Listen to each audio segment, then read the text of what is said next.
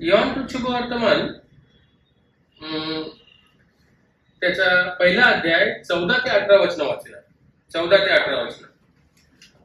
योहान शुभवर्तमान पहिला अध्याय 14 ते 18 वचन.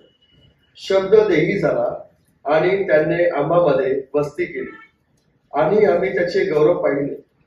ते पित्यापासून आलेल्या एकुलत्या एकाचे गौरव असावे असे अनुग्रह व सत्य यांनी परिपूर्ण होते.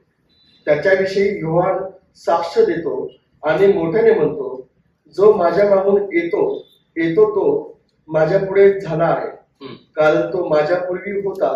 असे ज्याच्याविषयी मी सांगितले तो हाच आहे. त्याच्या पूर्णतेतून आपल्या सर्वांना कृपेवर कृपा मिळाली आहे. कारण नियमशास्त्र मोशेच्या द्वारे देण्यात आले होते, कृपा व सत्य ही येशू ख्रिस्ताच्या द्वारे आली.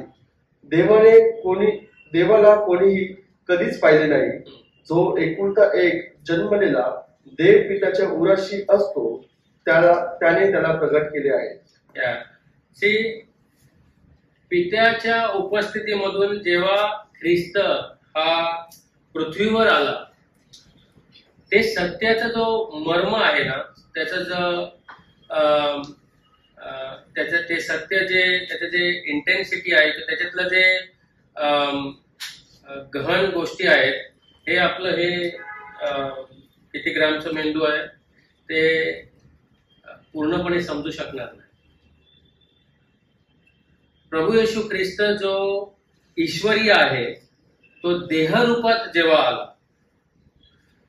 तेव्हा त्यांनी आपलं ईश्वरत्व सोडून तो मनुष्य झाला नाही.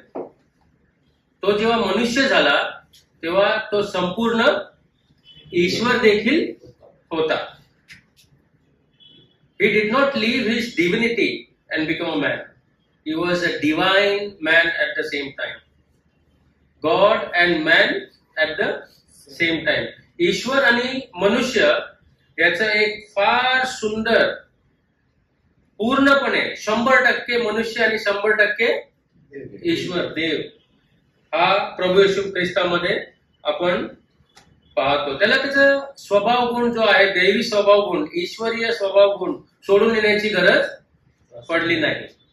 तो पूर्णपणे, म्हणून योहान त्याच्या शुभवर्तमानामध्ये वारंवार ख्रिस्ताला देव जो आहे, ख्रिस्त हा देवाचा पुत्र आहे म्हणून तो प्रस्तुत करत आहे. आणि हे सत्य आपल्याला स्वीकारण्याची गरज आहे. ते सत्य जेव्हा आपण स्वीकारतो त्यावेळेला आपल्या जीवनावरती अधिक प्रकाश पडतो. योहानाने तीच कसरत केलेली आहे. तर प्रभू येशू ख्रिस्त शब्द जो होता तो देही झाला, याबद्दल आपण या परिच्छेदामध्ये वाचतो. 19 ते 34 वचन वाचूया. 19 ते 34 वचन. योहान शुभवर्तमान पहिला अध्याय 19 ते 34 वचन आहे. थँक्यू. प्रभू येशू ख्रिस्ताचे खरे रूप जे आहे, जेव्हा तो प्रभू येशू ख्रिस्त या जगामध्ये होता तेव्हा कोणी ते ओळखलं का? किंवा त्यांनी प्रभू येशू ख्रिस्ताने जे जे दावे केले स्वतःबद्दल, आपल्याबद्दल जे जे त्यांनी सांगितले, त्यावर किती लोकांनी बरा विश्वास ठेवला, किती लोकांनी त्याला ओळखलं? योहान ह्या प्रश्नांची उत्तरं जेव्हा देत असतो तेव्हा तो पहिल्या साक्षीदाराबद्दल बोलतो. The first witness about the Lord Jesus Christ. पहिला साक्षीदार कोण होता? तो बाप्तिस्मा देणारा योहान होता. बाप्तिस्मा देणारा योहान जो होता त्याने त्यावेळेला जेव्हा प्रभू येशू ख्रिस्ताबद्दलची साक्षी दिली त्यावेळेला लगेच त्यावेळेचे जे धार्मिक पुढारी होते त्यांनी त्याला चॅलेंज केलं. How can you say that? त्यांना ते पटलं नाही. त्यांनी त्याला आवाहन केलं की तू हे सगळं कशाबद्दल बोलतोस आणि तू कोण आहेस? हु आर यू?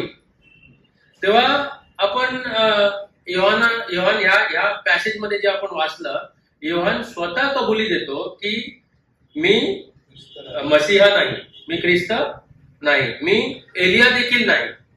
आणि मोशेने ज्या संदेशाबद्दल बोलला होता तो पण मी नाही. मोशेने काय बरं बोललं होतं? अनुवाद त्याचा 18वा अध्याय, ड्यूटरॉनॉमी चॅप्टर 18 and verse 15. अनुवाद 18वा अध्याय आणि 15 वचन, त्याच्यामध्ये मोशेने सांगितलेला एका संदेशाबद्दल लिहिलेलं आहे. काय आहे बरं?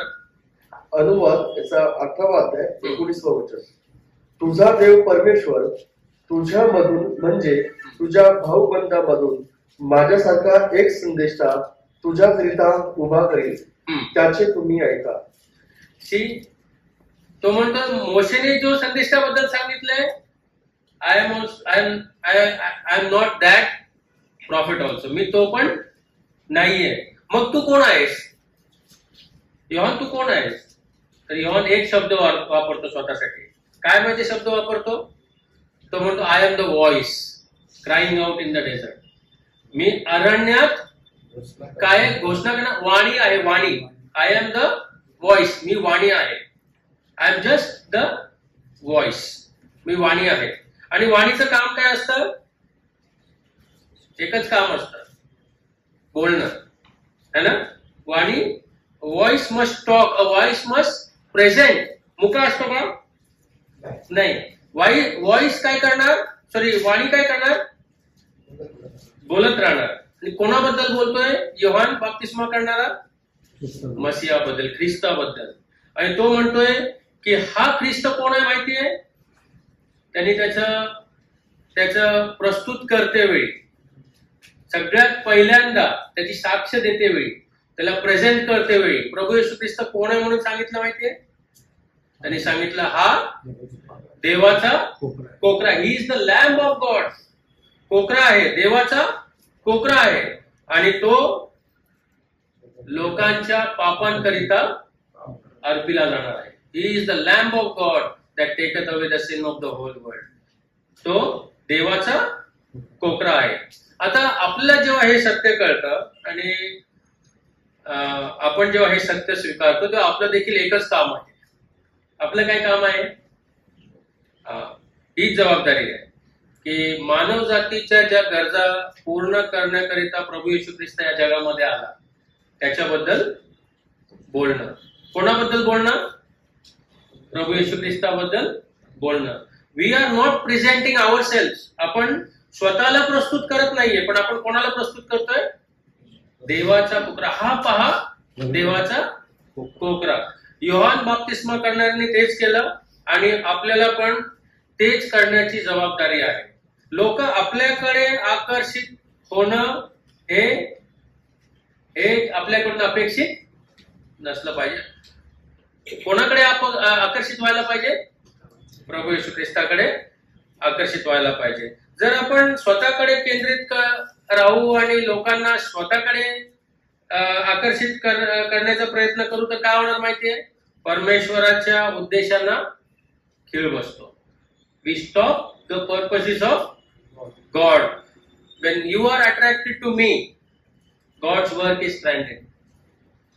आपलं काम हे आहे योहान बाप्तिस्मा करणाऱ्यासारखं की आपण प्रभू येशू ख्रिस्ताकडे लोकांचं लक्ष आकर्षित केलं पाहिजे.